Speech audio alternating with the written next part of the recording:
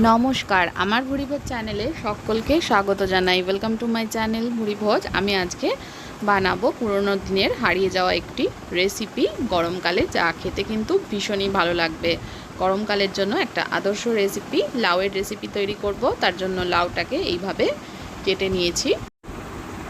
আর এখানে রয়েছে আদা, কাঁচা লঙ্কা বাটা আর গোবিন্দভোগ চাল জলে ভিজিয়ে রেখেছি 2 ঘন্টা, আর বড়ি, কলাই ডালের বড়ি। প্রথমে কড়াইতে তেল দিয়ে বড়িগুলোকে লাল করে ভেজে নিতে হবে। এপিট ওপিট করে বড়ি ভেজে নেব। বড়ি ভাজার সময় কিন্তু বেশ কিছুটা পরিমাণ তেল টেনে নেয়, তো বড়ি ভাজার সময় খুব বেশি পরিমাণে তেল দেওয়ার দরকার নেই, কারণ আমাকে বড়িটা ভেজে নেওয়ার পরে আরও একটু তেল অ্যাড করতেই হবে। এবার বড়িটাকে তুলে নেব, লাল করে ভাজা হয়ে গেছে।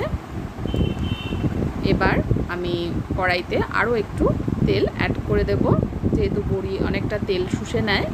আর একটু তেল অ্যাড করার পরে দিয়ে দিচ্ছি লাউগুলো। সমস্ত লাউগুলো দিয়ে নাড়াচাড়া করে নেব। লাউ দেওয়ার পরে কিন্তু লাউ থেকে প্রচুর পরিমাণে জল বেরোয়। অবশ্য লাউটাকে কচি হতে হবে, লাউটা কচি হলে কিন্তু অনেক জল বেরোবে এবং সেই জলেই লাউটা সেদ্ধ হয়ে যাবে। আর লাউয়ের মধ্যে যদি বীজ থাকে, একটু শক্ত বীজ, সেগুলো ফেলে দিলে রান্নাটা আরও বেশি ভালো হবে। এবার লাউটাকে সমস্ত দেওয়ার পরে আমি লাউটা নেড়ে চেড়ে নিচ্ছি তলা থেকে একটু নেড়ে চেড়ে নেওয়ার পরে আমি এর মধ্যে দিয়ে দেব নুন। দিয়ে দিলাম নুনটা অল্প পরিমাণেই দিলাম, কারণ লাউটা রান্না হওয়ার পরে কিন্তু অনেকটা কমে যাবে, সেক্ষেত্রে নুনটা বেশি হয়ে যেতে পারে, সেজন্য অল্প করেই নুনটা অ্যাড করলাম। আর দিয়ে দিলাম অল্প পরিমাণে একটু হলুদ গুঁড়ো। খুব বেশি পরিমাণ হলুদ গুঁড়ো দেওয়ার দরকার নেই, অল্প হলুদ দিয়েছি, হাফ চামচ মতন, ছোটো চামচের হাফ চামচ মতন হলুদ গুঁড়ো দিয়ে হলুদ গুঁড়োটাকে সমস্ত লাউয়ের সাথে মিশিয়ে নেব। নুন আর হলুদ দেওয়ার পরে বেশ কিছুটা পরিমাণে জল এর থেকে বেরিয়ে যাবে। আমি সমস্ত লাউয়ের পরিমাণটা অনেক বেশি হওয়ার জন্য আস্তে আস্তে ধীরে ধীরে খুন্তির সাহায্যে লাউটা মিশিয়ে নিচ্ছি। দেখুন, এটা কিছুক্ষণ পরেই 5-7 মিনিট পরেই বেশ কিছুটা পরিমাণে জল বেরিয়ে গেছে। এই জলে লাউগুলোকে ভালোভাবে সেদ্ধ করে নেব।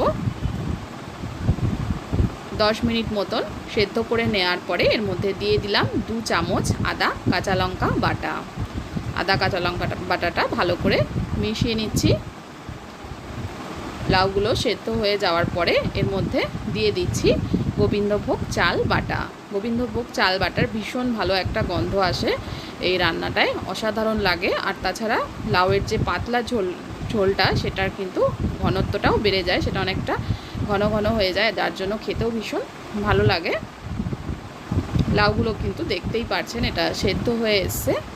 এবার আমি এর মধ্যে দিয়ে দেব ভেজে রাখা বড়িগুলো। ভেজে রাখা বড়িগুলো দেওয়ার পরে খুব বেশি সেদ্ধ করার দরকার নেই। এবার সমস্ত লাউয়ের তরকারিটা বড়ি শুদ্ধ একটা অন্য পাত্রে ঢেলে রাখতে হবে। তার আগে আমি এর মধ্যে দিয়ে দিচ্ছি সামান্য পরিমাণে একটু চিনিটা ভালো করে মিশিয়ে নিলাম। চিনিটা মেশানো হয়ে গেলে এবার আমি এটা অন্য একটা পাত্রে ঢেলে রাখবো, কারণ এটা এখন আমার ফোড়ন দেওয়া হয়নি। ফোড়নটা দিতে হবে এবার। লাস্টে ফোড়ন দিলে কিন্তু যে কোনো তরকারি রান্নায় ভীষণ ভালো হয়।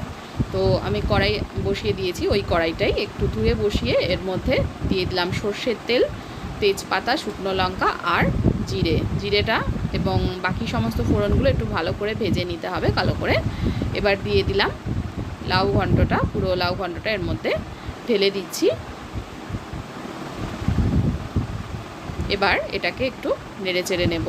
চাল বাটা দেওয়ার পরে এটা কিন্তু বেশ মাখা মাখা হবে আর খেতে অসাধারণ লাগবে।